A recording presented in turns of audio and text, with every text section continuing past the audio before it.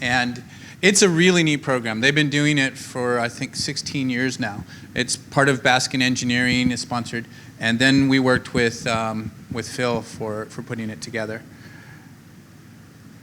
And I've got a few slides here that basically go over CRUZHACKS. So they normally put this on during January. And this January, during the time that they were going to do it, was the big storm. And so the entire school was closed down. And so we couldn't do it. And so they pushed it out. But here's the Baskin announcement to get people to go in. And then here was the rescheduling to bring it into February. And the funny thing is we actually got a bunch of rain at the same time. Not as bad as what it was, but still kind of bad. But we persevered, and then the announcement, CRUZHACKS tomorrow. And so here's the hall. This is Stevenson Hall, where they do the hackathon. And this doesn't show everybody, but if you look in the far back corner, you can see where the NIAHACTIC people set up. And that's where we hung out almost the entire time. The first night, so this is during Phil's talk where he was announcing the AR event. And when we saw this, we said, well, that's what we're going to do. We had no idea what we were going to do, but JM had been working with some Internet of Things stuff. And then Gilberto, who's taking that picture right there on the left, he did a show that night, a little dog and pony show, which I think a lot of you have probably seen. And you'll recognize when you see our app. Gilberto teaches you how to make a ball that goes into the AR thing. And once we saw that, and with the Internet of Things, so here's the crew. We've got Gilberto, me, Kathan, Anu, Evie. I can't quite tell who the other people are. Mar, thank you.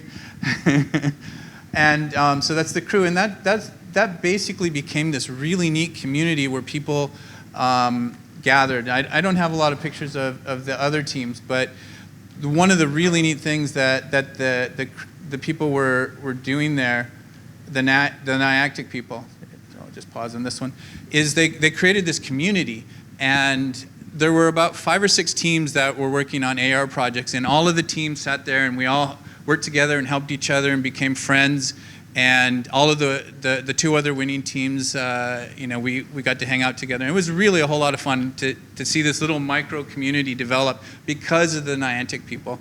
And Evie and Gilberto really helped us a lot to get us across the line and help us finish. So here's Unity, which is the program that I worked with. And this is the setup that Phil put together a few days before so that we could use this.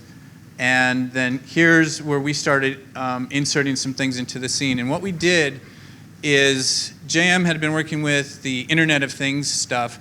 And I thought, well, if we took the AR element and then interacted with the Internet of Things, we could actually go from, as Brent discussed when he gave us the prize, we went from atoms to electrons to atoms. And this was novel in this space. Apparently nobody had ever done it before, but it just seemed obvious to us when we were putting it together. And then, so these are the spheres that we used. And when you hit the blue sphere, it would turn on some Christmas lights. And when you hit the red sphere, it would turn on this little dancing robot. We have since done a little bit of effort. And here you can see we can actually turn on the light and turn off the light by hitting it with a sphere. And yeah, it's not very fancy, and the UI is pretty horrible. But the concept was what we were after, and this was our proof of concept. And recently, we did some talks. Well, here's JM presenting it to the judges. Here's Evie and Gilberto.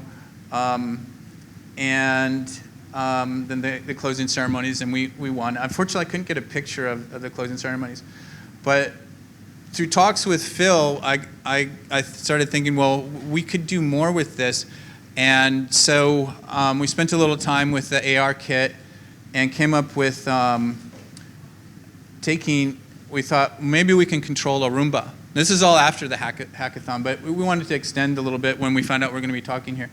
And so here was recognizing an image on the screen and creating something from the image. Just image tracking is basically all we did. And so here's our Roomba, and it grab the image, and then then we can trigger it, and when we trigger it, it starts to move around.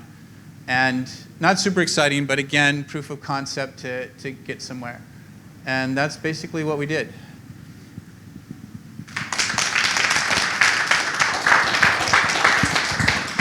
Thanks, guys. That's awesome. You guys, if anyone has any questions, probably have time for a couple questions. If you're, there you go. So I'm curious, it was electrons